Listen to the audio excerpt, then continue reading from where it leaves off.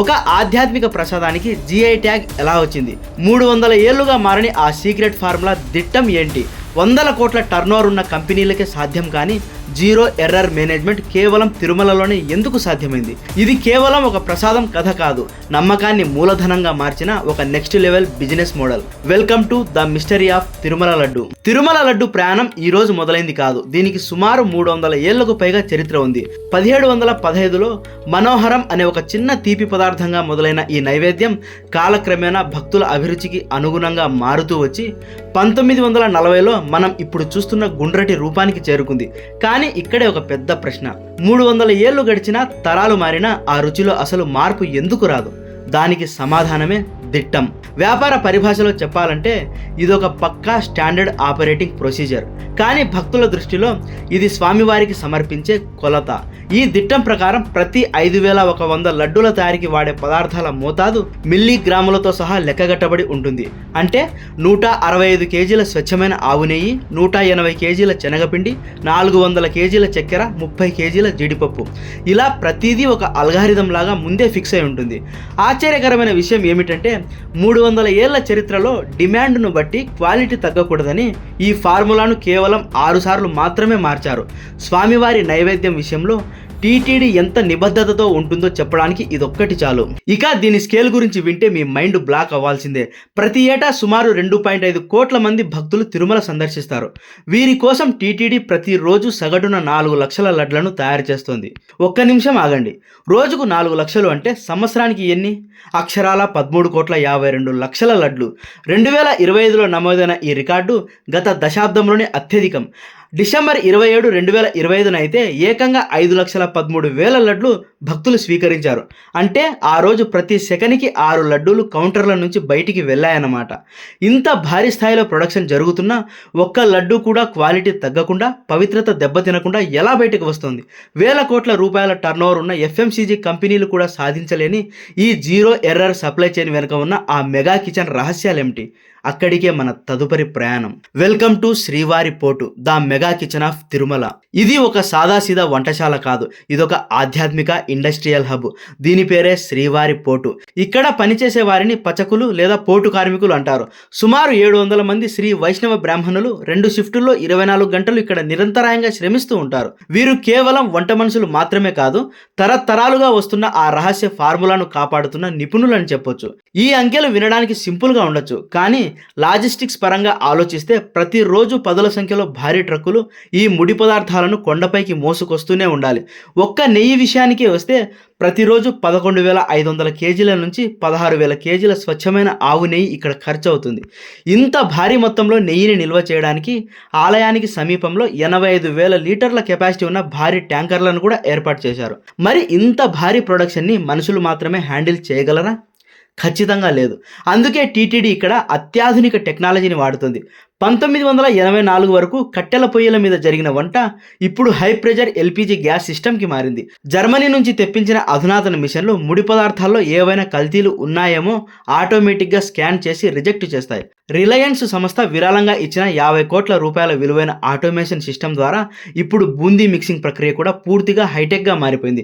కానీ టెక్నాలజీ ఇంతగా పెరిగినా టీటీడీ ఒక్క విషయంలో మాత్రం రాజీ పడలేదు. అదే హ్యూమన్ టచ్. మెషిన్లు బూందీని తయారు చేస్తాయి, నెయ్యిని కలుపుతాయి, కానీ ఆ మిశ్రమాన్ని గుండ్రటి లడ్డుగా మార్చడం మాత్రం ఇప్పటికీ 100 మంది సిబ్బంది తమ చేతులతోనే చేస్తారు. ప్రతి కార్మికుడు రోజుకు సగటున 700 లడ్లను చుడతాడు. ఆ పవిత్రత మరియు సాంప్రదాయం దెబ్బ తినకూడదనేదే టీటీడీ అనుసరిస్తున్న అద్భుతమైన సంవత్సరానికి సుమారు 13.5 కోట్ల లడ్డులు. ప్రసాదాల ద్వారా టీటీడీకి వచ్చే వార్షిక ఆదాయం దాదాపు 600 కోట్లు. కానీ కేవలం ముడి పదార్థాల కొనుగోలుకే టీటీడీ ఏటా 768 కోట్లు ఖర్చు చేస్తుంది. అంటే ఆదాయం కంటే ఖర్చే ఎక్కువ. మరి ఇంత నష్టాన్ని టీటీడీ ఎలా భరిస్తోంది? ఇక్కడే ఉంది అసలైన క్రాస్ సబ్సిడైజేషన్ మ్యాజిక్. టీటీడీకి వచ్చే ప్రధాన ఆదాయం లడ్డూల ద్వారా కాదు, అది భక్తులు స్వామివారిపై ఉన్న భక్తితో ఇచ్చే హుండీ కానుకల ద్వారా వస్తుంది. 2025-26 బడ్జెట్ ప్రకారం కేవలం హుండీ ద్వారానే 1729 కోట్లు వస్తాయని అంచనా. దీనికి తోడు బ్యాంకు డిపాజిట్లపై వచ్చే వడ్డీ, తలనీలాల వేలం ద్వారా వచ్చే ఆదాయం. ఈ భారీ నిధుల వల్లే సామాన్య భక్తుడికి లడ్డును అతి తక్కువ ధరకే అందించడం సాధ్యమవుతుంది. కానీ ఈ డబ్బు అంతా ఎక్కడికి వెళ్తుందో తెలుసా? ఇది కేవలం ఆలయ నిర్వహణకే కాదు, ఒక సామాజిక విప్లవానికి దారితీస్తుంది. ఇది ఒక సర్క్యులర్ ఎకానమీ అన్నమాట. భక్తుడి నమ్మకం ఆదాయంగా మారితే ఆ ఆదాయం తిరిగి ప్రజల సేవకే ఖర్చు అవుతుంది. ఎస్వి అన్నదానం ద్వారా రోజుకు 1.5 లక్షల మందికి ఉచిత భోజనం అందిస్తున్నారు. ఎస్విఐఎంఎస్ మరియు బిఐఆర్ఆర్డి ఆసుపత్రుల ద్వారా వేలాది మందికి ప్రాణదానం చేస్తున్నారు. పేద విద్యార్థుల కోసం స్కూళ్ళు కాలేజీలు నడిపిస్తున్నారు. అంటే మీరు కొనే ప్రతి లడ్డు వెనుక ఒక పేదవాడి ఆకలి తీర్చే, ఒక రోగికి ప్రాణం పోసే సేవాయజ్ఞం ఉంది. అయితే ఇంత పకడ్బందీగా ఉన్న వ్యవస్థలో కూడా ఒక చీకటి అధ్యాయం చోటు చేసుకుంది.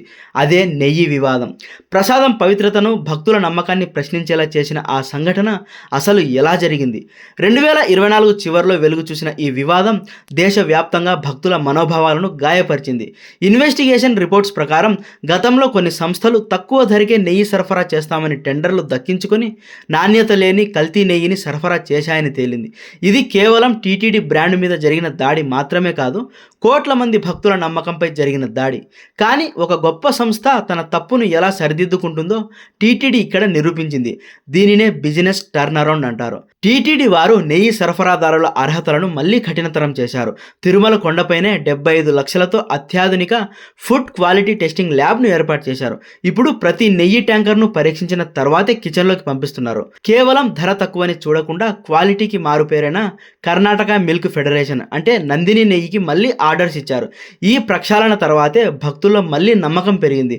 వివాదాల నుంచి బయటపడి మరింత పారదర్శకతతో ముందుకు వెళ్లడం వల్లే 2025లో లడ్డూ సేల్స్ ఆల్ టైమ్ రికార్డును సృష్టించాయి. ఒక 300 ఏళ్ల నాటి సాంప్రదాయం ప్రపంచంలోని అత్యంత విజయవంతమైన ఆపరేషన్ మోడల్గా ఎలా నిలిచింది? ఈ తిరుమల లడ్డు కేస్ స్టడీ నుంచి మనం నేర్చుకోవాల్సిన పాఠాలు 4 ఉన్నాయి. మొదటిది స్కేలబిలిటీ. రోజుకు 4 లక్షల యూనిట్లను సున్నా లోపాలతో ఉత్పత్తి చేయడం ఏ సంస్థకైనా ఒక గొప్ప పాఠం. ఇక రెండవది బ్రాండ్ ప్రొటెక్షన్. జిఐ ట్యాగ్ ద్వారా తన ప్రత్యేకతను కాపాడుకోవడం. మూడవది బ్యాలెన్స్. టెక్నాలజీని వాడుతూనే సాంప్రదాయానికి అంటే హ్యూమన్ టచ్కి గౌరవం ఇవ్వడం. నాలుగవది గుడ్ విల్. లాభం కంటే భక్తుడి తృప్తికే ప్రాధాన్యత ఇవ్వడం. ఆ నమ్మకమే ఈ వేల కోట్ల సామ్రాజ్యానికి పునాది. చివరిగా ఒక్క మాట, తిరుమల లడ్డు కేవలం ఒక తీపి పదార్థం కాదు, అది స్వామివారి ప్రసాదం, భక్తుల పరమ పవిత్రమైన నమ్మకం. మానవ మేధస్సు, ఆధునిక టెక్నాలజీ వీటన్నింటికీ మించి ఆ శ్రీనివాసుడి కృప తోడైతే సృష్టించబడే అద్భుతమే శ్రీవారి లడ్డు. ఈ బిజినెస్ కేస్ స్టడీ మీకు నచ్చితే మీ ఫ్రెండ్స్తో షేర్ చేయండి. మరిన్ని ఆసక్తికరమైన బిజినెస్ స్టోరీస్ కోసం మన ఛానల్ బిజినెస్ ఇన్సైట్స్ తెలుగుని సబ్స్క్రైబ్ చేసుకోండి. జై శ్రీనివాస.